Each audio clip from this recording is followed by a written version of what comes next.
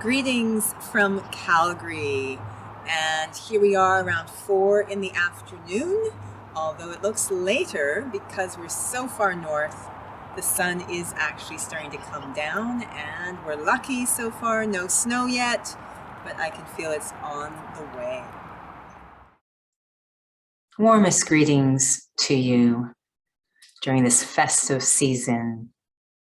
My name's Judy, and I am coming to you from a part of the world that's quite cold and snowy at Christmas time, and that's Canada. I'm delighted and honored to share with you some thoughts and feelings around the symbol of the star. And the star seems to play quite a central role at Christmas time. Everywhere. Tops of trees hanging from decorations.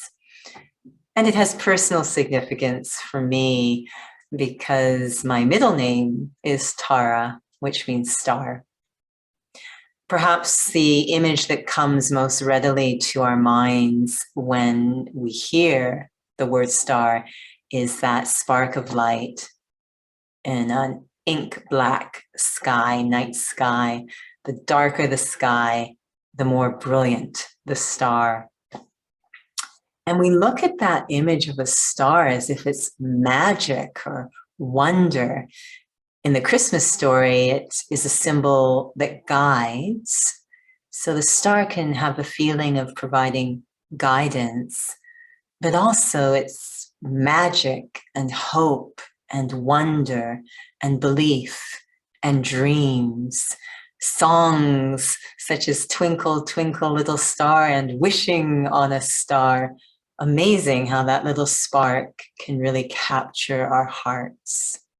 And I wonder when we look on the star, if it's also in some way reminding us of something about ourselves. Just as the star dangling in the night sky far above the earth as if defying gravity, I wonder if in some ways there is a wonderful sense of ourself that we can experience when we kind of move above beyond ordinary ways of thinking about ourselves, worldly ways of thinking about ourselves, going into the magic of the self, that I am this magical being, this life itself, and within me are so many brilliant capacities that actually often shine at the darkest moments. So this season, the next time you see a star, and I'm sure you will many times, perhaps you'll remember the wonder and brilliance of the self. Om Shanti and Merry Christmas.